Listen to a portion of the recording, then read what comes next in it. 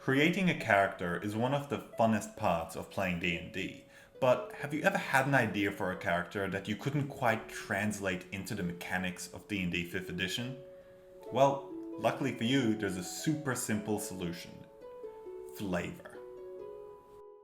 Flavor in the context of D&D is how things are described to be in the in-game world, whether this be your clothing, armor, weapons, spells, the way your character moves.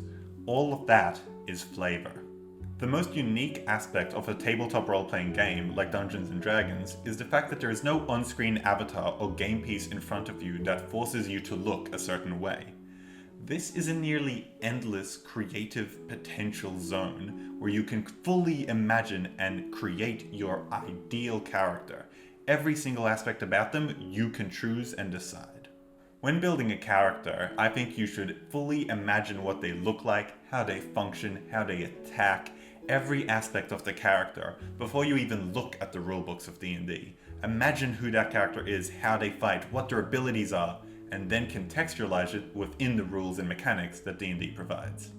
In my One Piece character creation video, which I will link below, I talked about choosing an aesthetic that complements how your character functions, because this is a thought out character design. D&D gives you the full creative power to do that because you can choose every single aspect of your being. There could be the argument that you couldn't play a character who wears a bathrobe and fights with a mop because that's not serious enough and that wouldn't fit how D&D works. Well, you're right, but you're also wrong. That could very well be a good character in a light-hearted campaign. There are ways to make that work. You call the mop a greatsword, I don't know, but you can make that work in D&D and that is the magic of it. But you do have to match your character's tone to that of the campaign. If everyone else is living in Game of Thrones and you are a chef who's controlled by a warlock patron who's a rat in his hair who chooses his movements, maybe not the place. Cool character, but maybe not the place. The creative freedom that flavoring gives you also allows you to make visually distinctive characters, ones that really stand out at a table when you're describing what they do and how they fight. This is very important, especially if you play a lot of D&D, because if you don't, then your characters can sometimes be a bit samey if they just use similar weapons and attack in similar ways. Get creative with it, make characters that are distinctively visual, each one you're like, oh shit, that person's at the table right now. Characters that are distinctively visual are crucial for D&D, because as I mentioned before, there's no on-screen game or avatar moving, it's all in the collective imagination of the people at the table.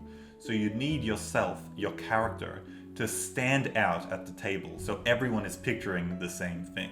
Once you have a mental image of your character, how they move, how they function, how they attack, then you can look at the rulebooks and find a class that matches this. In this case, you will just be looking at what the classes do mechanically, not how they are flavored. I will give you an example of what I mean with the Barbarians feature Rage. This is the feature as written in the player's handbook. In battle, you fight with a primal ferocity. On your turn, you enter a rage as a bonus action. While raging, you gain the following benefits if you aren't wearing heavy armor. You have advantage on strength saving throws and strength checks. When you make a melee weapon attack using strength, you gain a bonus to the damage roll that increases as you gain levels in Barbarian, as shown in the rage damage column of the Barbarian table. And you have resistance to bludgeoning, piercing, and slashing damage. In the example I just said, the last 3 points are what the class does mechanically. The in battle you fight with a primal ferocity, that is the flavor text here. That is what we can change to fit our character. The most famous example of a barbarian going into rage is probably someone like the Incredible Hulk, where when he rages he turns massive and green. That's reflavoring the rage a little bit, but we could go a lot further. What a rage does from a mechanical standpoint is A, makes it harder to do significant damage to the person, B, makes them better at strength checks, and C, makes their attacks hurt more. This can be reflavored in heaps of ways. You could make it a battle focus, you could do like Zorro style from One Piece, put a sword in your mouth, that's when you're raging, you're focused, you're gonna kill people, you're not gonna get hurt. There's all sorts of ways you could reflavor a rage to make a unique character. To build upon the mechanics of a character, I think you should also reflavor their weapons and armor.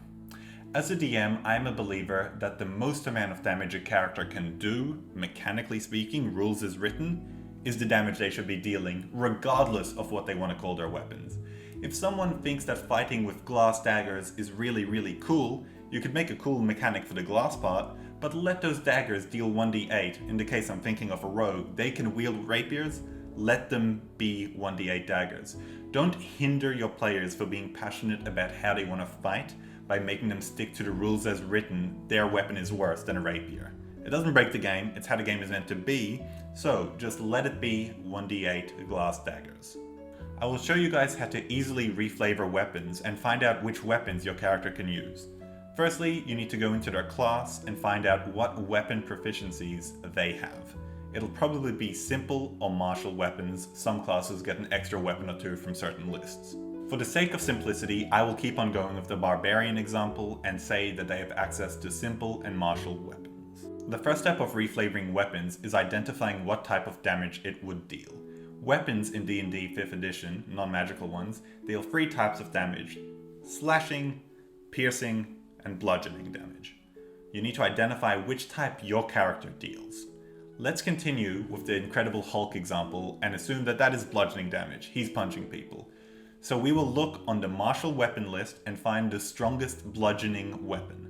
So in this case, it's a maul, dealing 2d6 bludgeoning damage. This is the same as you hitting someone with a big stick, but you're reflavoring it to be your fists. Also, you need to quickly check if your class starts with this weapon and if your DM is okay with you starting with any weapon you want. Most DMs will be fine with it, but some won't, and it's fully their call. So if they want you to start with a weaker weapon, respect that call, and when you would level up your weapon, just ask it to be a level up for your fists instead. So once you've identified what weapon we're going to be using, you need to write it into your character sheet.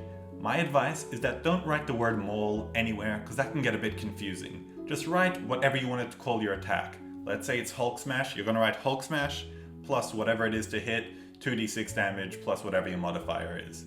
That's simple, and that way you won't get confused when in combat describing how you attack. As for reflavoring armor, you simply follow the same steps as before. Find your armor proficiencies, find which armor you start with, and then just describe it as the clothes you are wearing. So that about wraps up this video. That is how you use flavor to create a truly distinctive character. To create the character you want to play. To not be confined by the rules of D&D. I hope you found it helpful, and I hope you use all of your newfound flavor powers to become a chef and create the characters that you want to play. Thank you guys so much for watching, and I'll see you next time.